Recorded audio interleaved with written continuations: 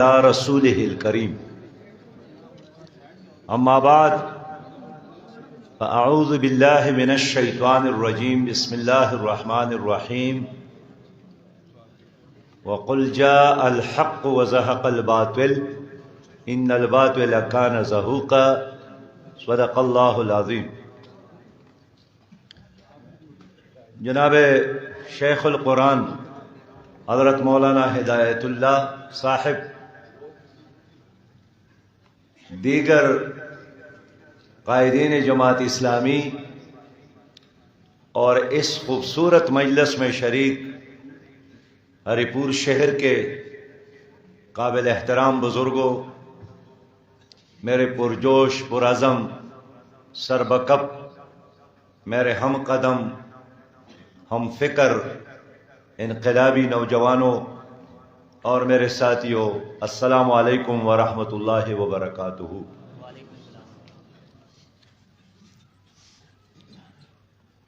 جمعے کا مبارک دن ہے اور اللہ کا حکم ہے کہ اذان ہو جائے تو پھر مسجد کی طرف دوڑو اور اپنا کاروبار بند کرو۔ تو میں چاہتا ہوں کہ اذان سے قبل ہی ہم اپنی گفتگو مکمل کریں اور اذان ہوتی ہی آپ اللہ کی حضور سجدریز ہونے کے لیے مسجدوں کی طرف چلے جائیں۔ میرے محترم بھائیوں، میں محترم امیر ضلع کا اور باقی دوستوں کا شکریہ ادا کرتا ہوں کہ اس خوبصورت مجلس کا انعقاد کیا، اور میں چاہتا ہوں کہ ان مختصر لمحات میں آپ کے ساتھ اہم باتوں پر فوکس کروں۔ سب لوگ ایک ہی بات کرتے ہیں کہ حالات بہت خراب ہے۔ ایک ایسا فقرہ ہے کہ رات شہباز شریف صاحب اور نواز شریف صاحب بھی فرماتے ہیں کہ حالات خراب ہے، زرداری صاحب اور بلاول صاحب بھی کہتے ہیں کہ حالات خراب ہے، نگران وزیر اعظم صاحب بھی کہتے ہیں کہ حالات خراب ہیں، مولانا فضل الرحمان صاحب بھی کہتے ہیں کہ حالات خراب ہے، پی ٹی آئی کی قیادت بھی کہتی ہے کہ حالات خراب ہیں، اور میں 100% ان کے ساتھ اتفاق کرتا ہوں کہ حالات خراب ہے۔ اس ملک کی معاشی حالت خراب ہے، اس لیے کہ 80,000 ارب سے زیادہ قرضہ ہے ہمارے اوپر۔ ہر پاکستانی 3.25 لاکھ روپیہ مقروض ہے۔ پاکستان کا کل بجٹ 14,000 ارب روپیہ ہے، تو اس میں سے 700 ارب روپیہ ہر سال قرض اور سود میں دینے پر ہم مجبور ہے۔ حالات خراب ہے اس لیے کہ 10 کروڑ پاکستانی شرح غربت میں ایک تماشا ہے، اور لکیر غربت کے لکیر سے نیچے زندگی گزارنے پر مجبور ہے۔ حالات خراب ہے اس لیے کہ کروڑوں ہمارے باصلاحیت نوجوان تعلیم اور سکل کے باوجود بھی بے روزگار ہے۔ حالات خراب ہے اس لیے کہ 2.25 کروڑ سے زیادہ بچے اسکول جانے سے محروم ہے۔ حالات خراب ہے، ہر 5واں پاکستانی مضر صحت پانی پینے پر مجبور، اور روزانہ 345 لوگ یرقان کی بیماری سے مر جاتے ہیں۔ حالات خراب ہے، ہماری عدالتوں میں انصاف نہیں ہے، اور آج بھی وکلاء موجود ہے۔ وقار صاحب، 18 لاکھ سے زیادہ کیسز ان عدالتوں میں پینڈنگ پڑے ہیں، روز لوگ آتے ہیں، عدالتوں کی طواف کرتے ہیں اور نامراد واپس گھروں کو چلے جاتے ہیں۔ حالات خراب ہیں کہ اس ملک میں ہاسپٹلز میں غریب کے لیے علاج کا انتظام نہیں۔ حالات خراب ہے کہ پاکستان کا سب سے اچھا ادارہ جو دنیا کے لیے ایک ماڈل اور نمونہ تھا، پی آئی اے، ہر گھنٹہ 1 کروڑ روپیہ سے زیادہ خسارہ دیتا ہے۔ حالات خراب ہے کہ ہمارا ریلوے جو بہترین دنیا کا ریلوے تھا، اب ہر دن 14 کروڑ روپیہ خسارہ دیتا ہے۔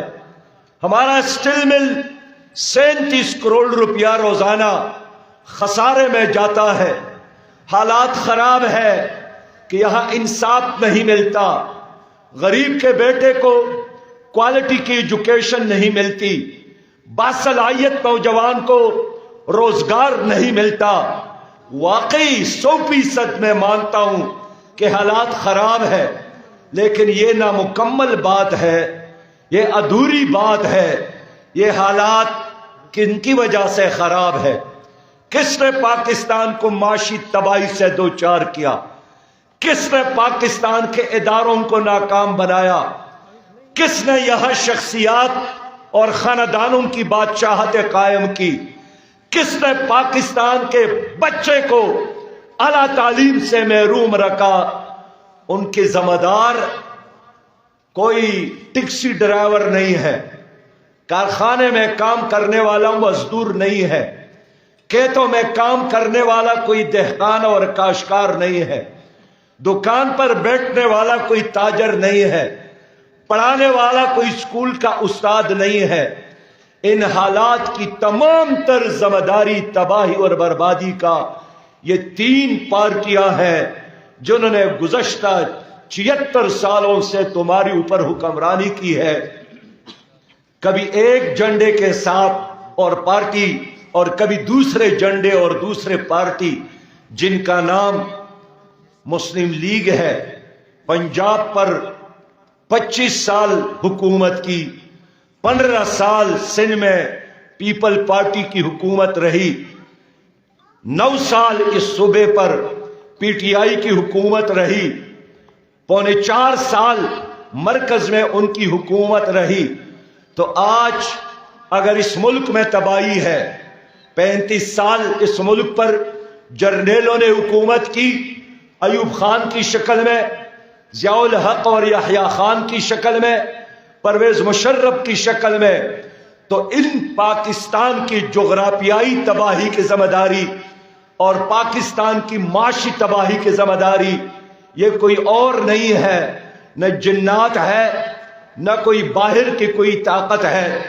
مان لو لوگوں، تمہاری تباہی اور بربادی کا بنیادی سبب یا وہ جرنیل ہے جنہوں نے پاکستان کی آئین کو ایک بار نہیں بار بار توڑا اور یہاں ڈکٹیٹرشپ مسلط کی، یا ان فوجی گھملوں میں پلے اور بڑے یہ سیاستدان ہیں جنہوں نے اسٹیبلشمنٹ کے سہارا لے کر ان کے مصنوعی آکسیجن پر حکومتیں بنا کر انہوں نے پاکستان کو لوٹا، پاکستان کے اداروں کو لوٹا، پاکستان کے ہر شہری کو لوٹا، آپ کے ہر جیب پر انہوں نے ڈاکہ ڈالا ہے۔ آج پاناما لیکس کو اٹھا کر دیکھیے، اس میں آپ کا، میرا، کسی غریب پاکستانی کا نام نہیں ہے، اس میں مسلم لیگیوں کے نام ہے۔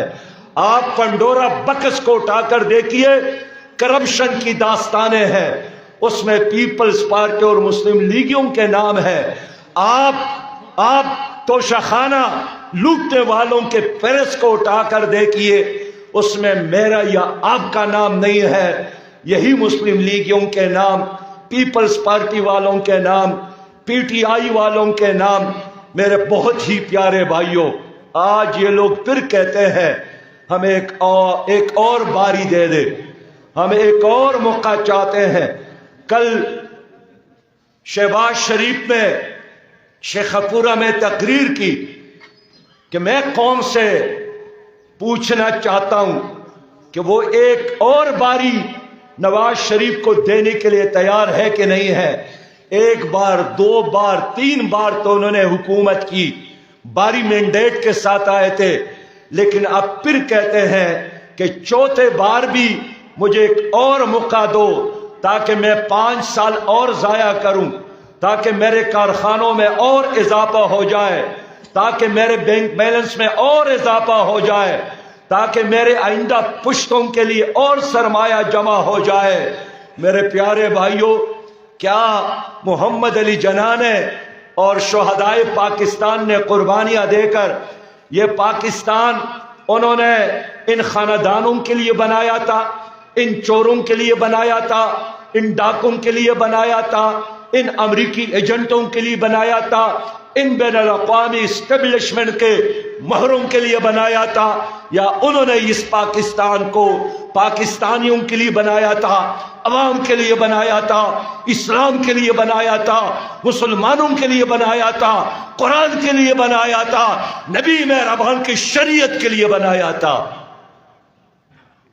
میں آپ سے مشورہ کرنے آیا ہوں، میں آپ کے ساتھ آج جرگہ کرنے آیا ہوں۔ میں بھی ایک شہری ہوں، آپ بھی ایک عام پاکستانی ہیں، آپ ٹیکس دیتے ہیں، آپ کا ٹیکس کا پیسہ کیا تمہارے بچوں پہ خرچ ہوتا ہے یا ان پارٹیوں کے لیڈروں کی وی آئی پی کلچر پر خرچ ہوتا ہے؟ یہ کہاں کا انصاف ہے کہ ایک گورنر جس کا کوئی جاب اور کام نہیں ہے 100 کلومیٹر کے گھر پر رہتا ہے، ایک کمشنر 104 کنال گھر پہ رہتا ہے، کیا ان کو شرم نہیں آتی؟ کیا ان کے آنکھوں میں کوئی حیا نہیں ہے کہ غریب کا پیسہ، مزدور کا پیسہ، ٹرک ڈرائیور، ایک ٹیکسی چلانے والا وہ ٹیکس دیتا ہے، اور وہ ٹیکس دیتا ہے، آپ لوٹنے والے ہیں، آپ ڈاکہ ڈالنے والے ہیں۔ یہی وہ لوگ ہیں جنہوں نے پاکستان کو آگے جانے کی بجائے اندھیروں کے میں دھکیلا ہے۔ آج پاکستان کا پاسپورٹ، گرین پاسپورٹ، سبز پاسپورٹ دنیا کے آخری 4 کمزور ترین پاسپورٹوں میں شامل ہوتا ہے۔ آج پاکستان کا عدلیہ، یہاں وکیل صاحب بیٹھے، مائنڈ نہ کرے، دنیا کے کمزور ترین عدلیوں میں 129ویں نمبر پر ہے، مراعات لینے میں ٹاپ 10 میں شامل ہے، لیکن کارکردگی میں 129ویں نمبر پر ہے۔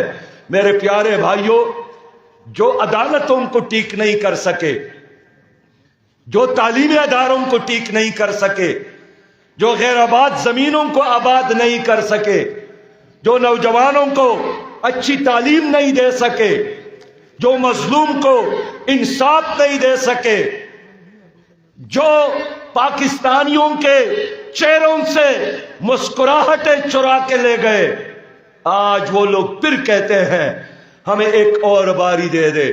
میں آپ سے پوچھنا چاہتا ہوں، ان ظالموں کو ایک اور باری دینے کے لیے تیار ہے آپ لوگ؟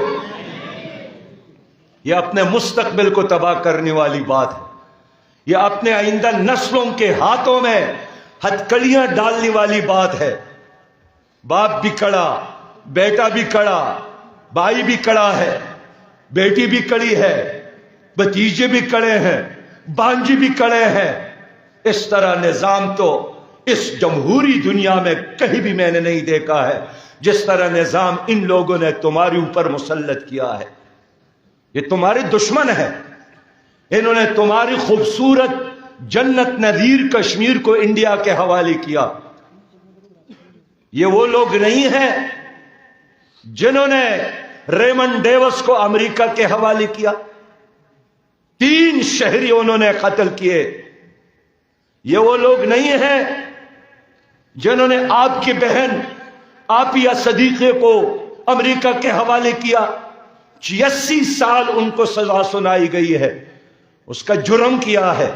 وہ مسلمان ہے، وہ حافظہ قرآن ہے، وہ دنیا کے 7 جینیس ترین خواتین میں شامل ہے۔ اس پر الزام یہی ہے کہ افغانستان کے باگرام ایئرپورٹ میں انہوں نے ایک افغانی سے، ایک فوجی سے کلاشنکوف چھین لی اور اس کلاشنکوف سے اس نے امریکی فوجی پر فائر کی۔ کیا آپ کی عقل یہ بات مانتی ہے؟ آج آپ کی وہ بہن آپ کے انتظار میں ہے، ان کی وکیل ہے، وہ وکیل کہتا ہے کہ اگر پاکستان کی کوئی حکومت سنجیدگی کے ساتھ عافیہ کی رہائی کی بات کرے تو ان کی رہائی ممکن ہے۔ ان کے دان شہید ہو گئے ہیں، ان پر تشدد کی وجہ سے ان کی کان کی سماعت ختم ہو گئی ہے۔ ڈاکٹر عافیہ، اس کی آواز میں نے ان کے ایک نعت سنی ہے اور اس نے اپنی ماں کو پیغام دیا ہے کہ میری ماں اگر مجھے موت آ جائے میرے لیے نہ رونا۔ یہ الگ بات ہے کہ وہ زندہ ہے اور ان کی ماں رحلت کر گئی، اس نے اپنی بیٹی کے چہرے کو نہیں دیکھا، لیکن عافیہ نے ان کو پیغام دیا تھا کہ میں قیامت میں حضور صلی اللہ علیہ وسلم کے قدموں میں بیٹھ کر فریاد کروں گی کہ پاکستانیوں نے مجھے ڈالرز کے عوض یہودیوں کے ہاتھوں بیچا تھا۔ وہ بہن تمہارے گریبان میں ہاتھ نہیں ڈالے گی، کون ذمہ دار ہے؟ یہی نواز شریف، یہی زرداری، یہی عمران خان، یہی شہباز شریف کتنے بار یہ امریکہ گئے، یہ بش سے ملے ہیں، اوباما سے ملے ہیں، ٹرمپ سے ملے ہیں اور بائیڈن سے ملے ہیں، اپنی حکومت، اپنے سپورٹ اور اپنے ذاتی مفادات کے لیے یہ وہاں لابنگ کرتے ہیں، لیکن انہوں نے آپ کی بہن عافیہ کی رہائی کے لیے ایک لفظ تک نہیں کہا۔ کہ اب وقت نہیں ہے کہ ان لوگوں سے پوچھے؟ میری بیٹی ہے، آپ کی بیٹی ہے، اگر ہم مسلمان ہیں اور ہم نبی مہربان کی امتی ہے تو ڈاکٹر عافیہ صدیقی ہماری بہن ہے کہ نہیں ہے؟ ہماری ماں ہے کہ نہیں ہے؟ اس قوم کی بیٹی ہے کہ نہیں ہے؟ تو اگر میری بیٹی، میری ماں دشمن کے قید میں پڑی ہو تو ایک باضمیر انسان اور مسلمان کی حیثیت سے میں کس طرح آرام کے ساتھ رات گزار سکتا ہوں اور دن کو جی سکتا ہوں؟ یہ لوگ پھر آئے ہیں کہ ہمیں ایک اور باری دے دے۔ آپ ان سے پوچھئے، کارکردگی بتائیں، آپ ان سے پوچھئے کہ کوئی کارنامہ تو دکھائیں۔ میرے دوستو، آج فلسطین کا مسئلہ بہت بڑا مسئلہ ہے، اس امت کا نمبر 1 مسئلہ ہے۔ آج 87 دن ہو گئے، 87 ان پہ لوہی کی بارش جاری ہے، وہاں بارود کی آگ میں ہمارے بھائی جل رہے ہیں، بہنیں جل رہے ہیں، فرشتے جیسے بیٹیاں جل رہی ہیں، پھول جیسے بچے جل رہے ہیں۔ اقوام متحدہ کا سروے ہے کہ 50,000 مائیں ایسے ہیں جن کے تن پر، جن کے پیٹوں میں اولاد ہے، لیکن کتنے ایسے مائیں ہیں شہید ہو گئے اور ان کے بچے ان کے پیٹ میں جل گئے۔ انہوں نے آسمان کے سورج کو نہیں دیکھا، انہوں نے اپنے والدہ اور والدہ کی چہرے کو نہیں دیکھا اور جل گئے۔ ان کا جرم کیا ہے؟ کیوں فلسطینی لڑ رہے ہیں مسجد اقصی کے لیے؟ تو کیا مسجد اقصی ان کا ہے یا ہمارا بھی ہے؟ کیا یہ عمر ابن خطاب نے ہمارے حوالے نہیں کیا تھا؟ کیا یہ صلاح الدین ایوبی کی امانت نہیں ہے؟ آج وہی مسجد اقصی ہمیں پکار رہی ہے، آج غزہ کے لوگ ہمیں پکار رہے ہیں۔ کہاں گئے وہ پاکستان؟ کہاں گئے عالم اسلام؟ کہاں گئے 58 اسلامی ممالک؟ کہاں گئی وہ 74 لاکھ اسلامی فوج؟ امریکی ڈر اور خوف کی وجہ سے سب خاموش ہے۔ ان حکمرانوں نے اسلام آباد میں بے غیرتی کا کفن اپنے اوپر ڈالا ہے کہ ہمیں کچھ نظر نہیں آتا۔ کچھ لوگ ہیں جو اسرائیل کا مقابلہ کر رہے ہیں، آپ ان سے پوچھئے، مسلم لیگ سے پوچھئے، نواز شریف سے پوچھئے، پیپل پارٹی سے پوچھئے، زرداری صاحب سے پوچھئے کہ آپ لوگوں نے، کہتے ہیں ہم بڑی جماعت ہے، ایک جلسہ نہیں کیا، ایک جلوس نہیں نکالا، بے غیرتی کی وجہ سے اور امریکی خوف کی وجہ سے ایک سٹیٹمنٹ امریکی اور اسرائیل کے خلاف نہیں دیا۔ میں ٹھیک بولتا ہوں یا غلط بولتا ہوں؟ ہم نے ملین مارچز کیے، میں نے تمام سیاسی جماعتوں کو اکٹھا کیا، ہم نے ترکی اور ایران اور قطر کا دورہ کیا، ہم نے اسلام آباد میں ایک ایک سفارت خانے پر جا کر دستک دی، غزہ کے لیے، فلسطین کے لیے۔ میں نے ایران کی حکومت سے بات کی، مجھے راستہ دو۔ میں نے ترکی کی حکومت سے بات کی، مجھے راستہ دو۔ میں اس قوم سے تعلق رکھتا ہوں جنہوں نے 1948 میں دیر، بنو، باجول، وزیرستان سے عظیم لشکر روانہ کر کے سری نگر کے گلیوں اور کوچوں میں انڈیا کا مقابلہ کیا تھا۔ میں نے فلسطین کی لیڈر اسماعیل ہانیہ سے بھی عرض کیا کہ میں مرنا چاہتا ہوں، آپ کے ساتھ ایک مورچے میں دشمن کے ساتھ لڑتے لڑتے جام شہادت چاہتا ہوں۔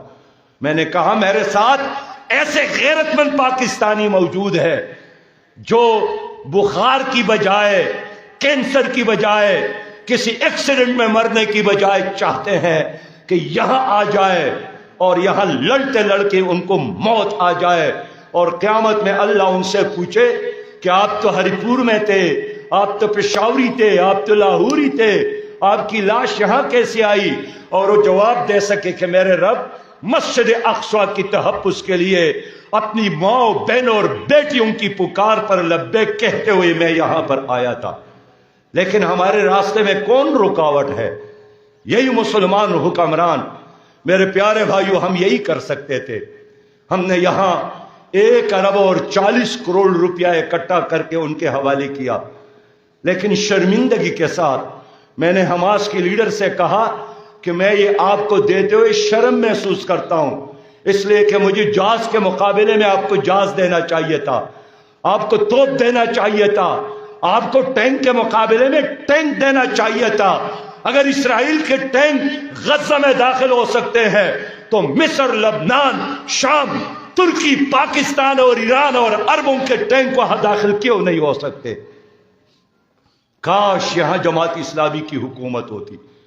میں اللہ پر ایمان کے ساتھ یہ بات کرتا ہوں، ہماری حکومت ہوتی، میں یا میرا کوئی بھائی وزیر اعظم ہوتا، کوئی کارکن وزیر اعظم ہوتا، اسرائیل میرے بھائیوں پر ایک گولی بھی نہیں چلا سکتے تھے۔ ان کو یقین ہوتا کہ پاکستان میں جماعت اسلامی موجود ہے، یہ بزدل یہودی ہے، یہ ڈرپوک یہودی ہے، یہ موت سے ڈرتے ہیں، یہ شراب کے ساتھ محبت کرتے ہیں، یہ بدکار، ساہوکار، سودخور قوم ہے۔ کبھی بھی انہوں نے میدان میں ہمارا مقابلہ نہیں کیا، لیکن اس وقت تو میدان میں ان کا مقابلہ کوئی کرنے والا نہیں ہے سوائے ان چند لاکھ فلسطینیوں کی۔ آپ ان سے پوچھے کہ امریکی خوف سے آپ خاموش رہے اور اب ہری پور آ کر ہم سے ووٹ مانگتے، اب ایبٹ آباد میں دوبارہ ہم سے ووٹ مانگتے۔ میرے پیارے بھائیوں، اس ملک میں سودی نظام ہے، سودی نظام اللہ اور رسول کے ساتھ جنگ ہے۔ نبی مہربان نے فرمایا ہے کہ جس طرح ایک آدمی اپنی ماں کے ساتھ بدکاری کرے اور نکاح کرے، اسی طرح سود کا نظام ایک گناہ ہے۔ لیکن یہ سود کا نظام کن لوگوں نے تمہارے اوپر مسلط رکھا ہے؟ ان 3 پارٹیوں نے اور انہی جرنیلوں نے جنہوں نے ماضی میں حکومتی کی ہے۔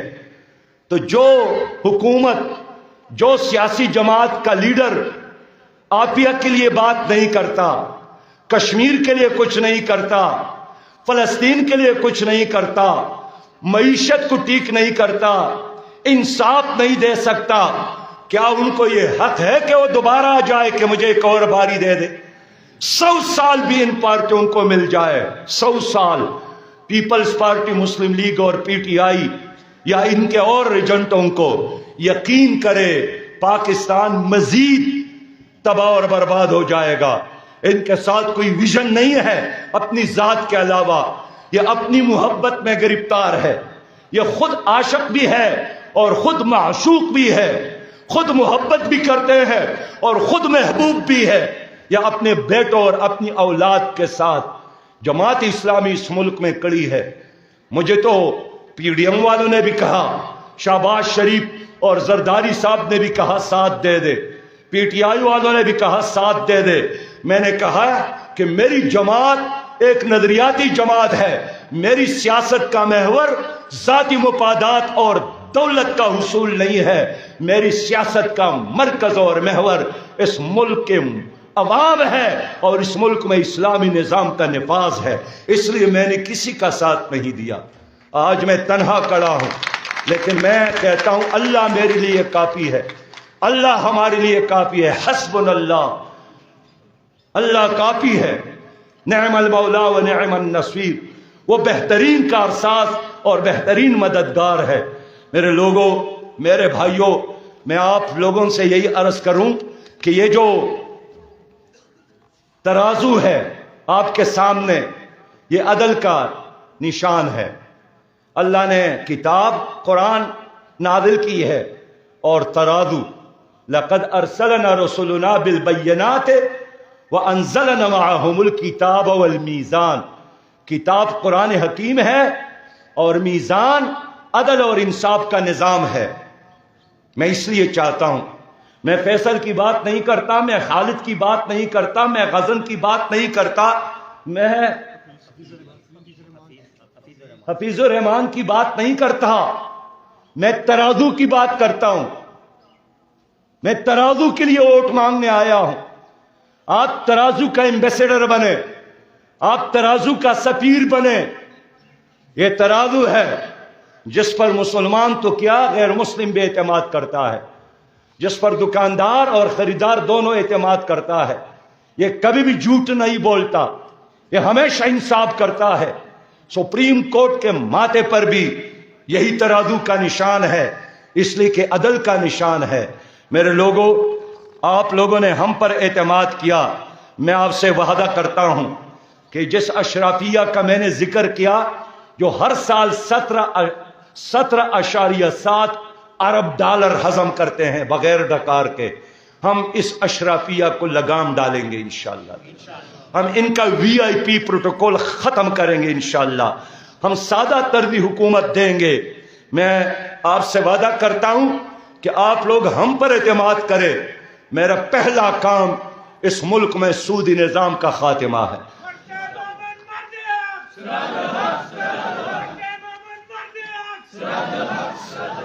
ہم سودی نظام کو ختم کریں گے۔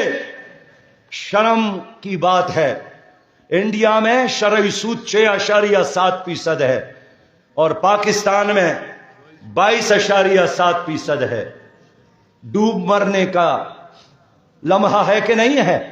ہمارا خیال تھا پی ڈی ایم کی حکومت قائم ہو گئی، مولانا فضل الرحمان صاحب اس کا سربراہ ہے، کچھ نہیں کر سکیں گے تو یہ سود کو ختم کریں گے۔ لیکن 17% سے سود میں اضافہ ہوا، شرعی سود میں، اور 22.7% تک پہنچ گیا۔ اس کی وجہ سے آج مہنگائی ہے۔ جماعت اسلامی پر اعتماد کرو، ہم انشاءاللہ تعالی بلا سود کا ایک معاشی نظام دیں گے۔ ہم دوبارہ پولیس ریفارمز کریں گے، ہم بیوروکریسی کا بھی دوبارہ انشاءاللہ تعمیر کریں گے۔ مجھے غزن صاحب نے بتایا آج آپ کے جلسے کو اوپن جگہ میں جلسہ نہیں کرنے دی۔ میں نے پوچھا دفعہ 144 ہے، اس نے کہا کہ نہیں۔ تو بھئی یہ کہاں کا نظام ہے؟ ملک میں تو کوئی مارشل لا نہیں ہے۔ میں نے غزن صاحب کو ایڈوائز کیا، آئندہ کسی آفیسر نے تمہارا راستہ روکا، تمام کارکنان کو لے کر ان کو دفتر میں محاصرہ کرو، ان کے دفتر کو تالے لگاؤ، ان کو دفتر سے باہر نہ آنے دو۔ اگر کوئی بیوروکریٹ قانون ہاتھ میں لیتا ہے پھر عوام اس کو یہی نہیں کرنے دیں گے۔ یہ آئین ہمارا، یہ پاکستان ہمارا، تم ہمارے چوکیدار، تم ہمارے مزدور، تم ہمارے ٹیکسوں پر تنخواہ لینے والے، تمہارے گاڑی میں یہ تیل ہمارا ہے، یہ جو تیل جلتا ہے یہ تمہارا نہیں ہے، یہ غریب پاکستانی کا خون جلتا ہے۔